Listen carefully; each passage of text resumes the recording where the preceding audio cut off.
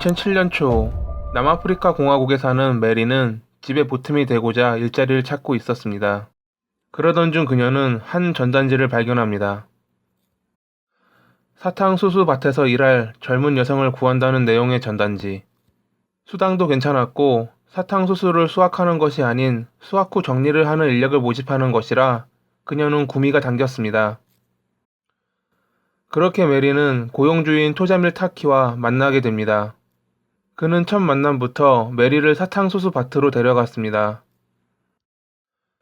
밭으로 향하던 도중 토자밀은 메리에게 이곳에 온 경위를 물어보았고 그녀는 일자리를 알아보던 중 광고를 보고 곧바로 왔다고 답합니다. 그녀가 아무에게도 알리지 않고 온 것이란 걸 알게 된 토자밀은 입가에 웃음을 띄었습니다. 그날 저녁 사탕수수 밭에선 토자밀이 홀로 돌아왔고 이후로 메리를 본 자는 없었습니다. 그렇게 사탕수수 밭으로 일을 하기 위해 방문했던 여성 12명이 2007년 한 해 동안 사라졌습니다. 그녀들은 가족들에게도 알리지 않고 그곳을 방문했기에 경찰의 수사는 난항을 겪습니다. 그러던 중 13번째 실종자가 발생했고 그녀가 핸드폰을 소지하고 있었다는 정보를 얻습니다.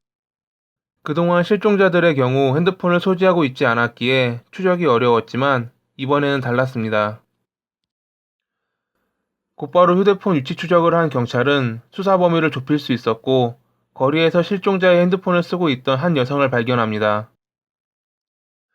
경찰이 다가가 상황을 설명하자 그녀는 당황하며 핸드폰을 여동생의 남자친구인 토자밀에게 받았다고 밝혔고 그의 집으로 안내했습니다. 토자밀의 집에 도착한 경찰은 마침 집에 있던 그의 여자친구인 네네를 만났습니다.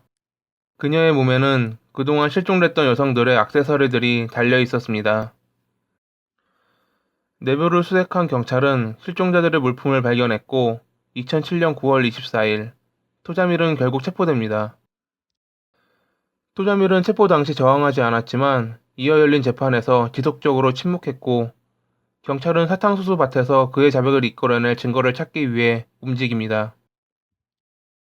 지속되는 재판에 교도소에 소감 중이던 토자밀은 2010년 2월 21일 탈옥을 시도하다 4층 건물 지붕에서 떨어져 큰 부상을 입었습니다. 2010년 4월 30일까지 총 103명의 증인이 재판에 출두해 그의 범행을 증언했고 사탕수수 밭에서 피해자들의 유해도 발견되자 결국 그는 모든 것을 자백합니다. 결국 그는 2011년 1월 19일 13건의 살인 혐의로 208년의 징역과 탈옥미수로 16년의 징역을 추가로 선고받습니다. 모든 혐의에 대한 유죄, 피해자들의 유가족들이 오랫동안 기다려온 판결이었습니다. 판사는 선고 당시 그는 사회에 위험한 존재며 영구적인 투옥으로 범죄를 저지르지 못하게 할 것이라 덧붙였습니다.